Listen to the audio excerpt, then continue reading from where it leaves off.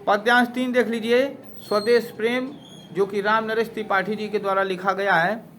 उसका पद्यांश 3 देख लीजिए कि सागर निज छाती पर जिनके अगणित अर्णव पोत उठाकर पहुंचाया करता था प्रमुदित भूमंडल के सकल तटों पर। नदियां जिसकी यश धारा सी बहती हैं अब भी निशिवासर, ढूंढो उनके चरण चिन्ह भी पाओगे तुम इनके तट पर। ठीक है ना। तो सबसे पहले आप इसका क्या देख लीजिए, शब्दार्थ। अगणित का अर्थ होता है अनगिनत। अगणित का अर्थ क्या होता है, अनगिनत। अर्णव पोत का समुद्री जहाज। प्रमुदित का अर्थ होता है प्रसन्न होना। भूमंडल का अर्थ होता है पृथ्वी मंडल। सकल का अर्थ होता है समस्त। और निशिवासर का अर्थ होता है रात दिन। ठीक है ना। तो देखिए कवि इसमें कह रहे हैं कि हमारे पूर्वजों का गौरवपूर्ण इतिहास रहा है। हमारे पूर्वजों का जो इतिहास रहा है वह गौरवपूर्ण रहा है।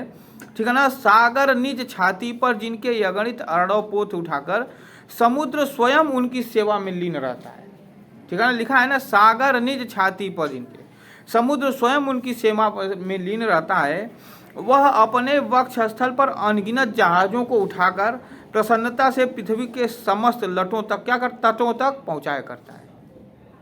पृथ्वी के समस्त तटों तक पहुंचाया करता है। लिखा है ना, सागर निज छाती पर जिनके अगणित अर्णव पोत उठाकर। जो सागर है, जो समुद्र है, अपने वक्ष स्थल पर बहुत सारे पोतों को उठा करके, जहाजों को उठा करके पृथ्वी के दूसरे तटों पर क्या करता है, पहुंचाया करता है। ठीक है ना। फिर अगर आप नदियां जिसकी यश धारा सी बहती हैं अब भी निशिवासर, ढूंढो उनके चरण चिन्ह भी पाओगे तुम इनके तट पर। ठीक है ना। अब देखिए हमारे देश में जो रात दिन बहने वाली नदियां हैं, उनको देख करके ऐसा लगता है कि मानो वे हमारे पूर्वजों का क्या कर रहे हैं, यश गान कर रही हैं। वे हमारे पूर्वजों का यश गान कर रही हो, यश गान गा रही हो। धन्य थे हमारे पूर्वज जिन्होंने अपने समय में देश का गौरवान्वित रूप देखा। हमारे पूर्वज क्या थे, धन्य थे जिन्होंने अपने समय में इस देश का गौरवान्वित रूप देखा। ढूंढो उनके चरण चिन्ह भी पाओगे तुम इनके तट पर। आज भी ऐसा माना जाता है कि हमारे पूर्वजों के चरण चिन्ह नदियों और समुद्रों के तट पर ढूंढने पर अवश्य ही मिल जाएंगे। पूर्वजों के समान व्यवहार करने से आज भी हमें उसी यश की प्राप्ति हो सकती है जो उन्हें प्राप्त थी।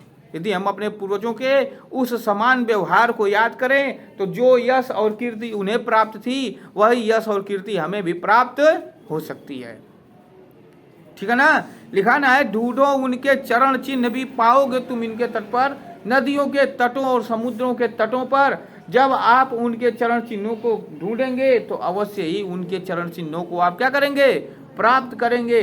लेकिन जैसा उनका व्यवहार था, उन्होंने उस व्यवहार से जो यश कीर्ति प्राप्त की थी, यदि उसी का हम अनुसरण करें तो हम भी उसी व्यवहार से यश और कीर्ति को प्राप्त करेंगे। ठीक है ना।